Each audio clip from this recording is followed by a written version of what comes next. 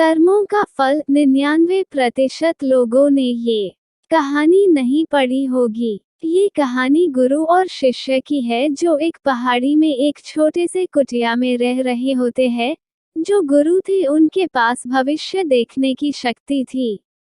एक बार की बात है, एक पहाड़ पर एक कुटिया थी और उस कुटिया पर एक गुरु और उसका शिष्य रहा करते थे। और उस गुरु को बहुत ही सिद्धियां प्राप्त थी और उनकी सिद्धि हर जगह प्रसिद्ध थी। वह वहाँ के लोगों में इतनी ज्यादा प्रचलित है कि लोग उनकी शक्तियों से भलीभांति परिचित थे। वह ध्यान में बहुत ही ज्यादा लीन रहते थे। कई बार वह 2-2 3-3 दिनों तक ध्यान में बैठे रहते थे, पर वह कुछ खाते पीते भी नहीं थे। उनके ध्यान की शक्ति की खास बात ये थी कि वह ध्यान करते करते भविष्य देखने में सक्षम थे। एक बार ऐसे ही वे ध्यान में लीन थे तो एकाएक देखते हैं कि अगले 8 दिनों बाद उनके शिष्य की मृत्यु तय है और यह भविष्य देखकर वह अत्यधिक व्यथित हो जाते हैं और परेशान होते हैं। उनका ध्यान एकाएक भंग हो जाता है और वह सारी बातों को सोचकर घबरा जाते हैं और वह सोच में डूब जाते हैं कि मेरे शिष्य के पास जीवन के केवल 8 ही दिन शेष हैं।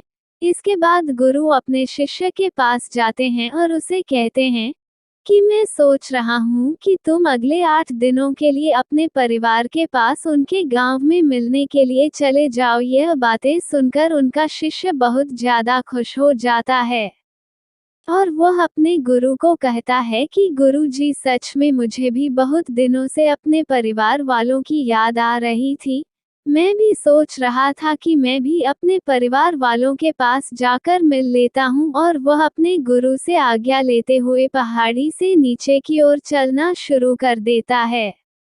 लेकिन वह इस बात पर ध्यान नहीं देता है कि उसके गुरु की आंखों में आंसू आए हुए होते हैं। वह चलते चलते पहाड़ से जैसे ही नीचे एक समुंदर के पास पहुंचता है तो देखता है कि एक रेत के टीले के पास चींटियों का घर था और उस घर से बहुत सारी चींटियां बाहर की तरफ आ रहे थे और बहुत सारी चींटियां अंदर की तरफ जा रहे थे। चींटियां आपस में बार बार टकराकर अपनी दिशा को खो देती थी और उसके बाद फिर से इधर उधर चलना शुरू कर देती थी। ये देखकर उस शीशे को बहुत ज्यादा आनंद आ रहा था, लेकिन वह एकाएक देखता है कि समुद्र की लहरें बहुत तेजी से उफान खा रही थी और शिष्य को समझ आ जाता है कि कुछ ही पलों के अंदर यह सारा पानी चींटियों के घर में घुसकर उनका घर को तोड़ देगा और इसकी वजह से बहुत सारी चींटियों की जान चली जाएगी। वो अपनी समझदारी दिखाते हुए अपने ऊपर वाले वस्त्रों को खोलता है और उसके अंदर रेत भरकर एक तरह की चारदीवारी उस चींटियों के घर के ऊपर बना देता है। चारदीवारी इस तरह से बनाता है कि समुद्र से आने वाला पानी उनके घर तक ना पहुंच सके। साथ ही साथ वह अपनी समझदारी दिखाते हुए एक तरह की नाली बनाता है, जिसकी वजह से वह समुद्र की तरफ से आने वाला पानी उस नाली में बहकर दोबारा समुद्र में जा सकता है।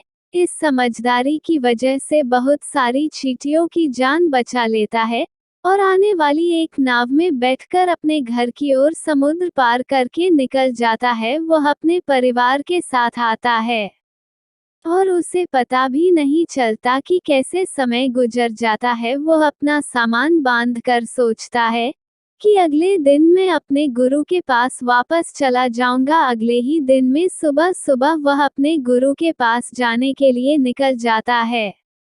वहाँ उसके गुरु कुटिया में बहुत ही ज्यादा दुखी होते हैं। उनको लगता है कि उनके शिष्य के 8 दिन पूरे हो गए, अब तक तो मेरा शिष्य इस दुनिया को छोड़कर जा चुका होगा। वह गुरु उसके दुख में होते हैं कि एकाएक वह देखते हैं कि कोई मनुष्य उनकी कुटिया की ओर आ रहा है। वो जब ढंग से देखते हैं तो उनको पता चलता है कि यह तो उन्हीं का शिष्य है जो उनकी ओर चला आ रहा है। वो दौड़कर एकाएक अपने शिष्य के गले लग जाते हैं और अपने शिष्य का हाल चाल पूछते हैं और शिष्य ये देखकर चौंक जाता है।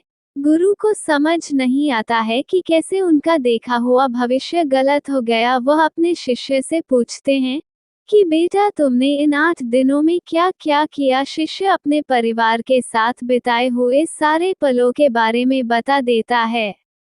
लेकिन उसके गुरु को ऐसा कुछ भी इन 8 दिनों में खास नहीं लगा। फिर शिष्य कहता है कि मैं आपको एक बात बताना भूल गया, जब इस पहाड़ी से मैं नीचे समुद्र की ओर गया था, तब मैंने ऐसे ही एक चींटियों की जान बचाई थी। उसके बाद गुरु समझ जाते हैं कि उसके कर्मों की वजह से ही वह शिष्य बच पाया था। और गुरु एकाएक कहते हैं कि कर्म जरूर लौट कर आते हैं। तो साथियों, इस कहानी से हमें ये सीख मिलती है, जीवन में हमेशा ऐसे कर्म करो जो कि कभी लौट कर भी आए तो आपका भला ही करें। हमारे कर्म हमेशा लौट कर वापस जरूर आते हैं। तो हमेशा ध्यान रखें, किसी का भी बुरा ना सोचे, ना ही किसी का बुरा करे, सबका भला सोचे। और यदि कोई बुरा भी करता है तो उसको भगवान के भरोसे छोड़ दे, क्योंकि भगवान सभी ना सभी को एक दिन सबका कर्म जरूर लौट आते हैं।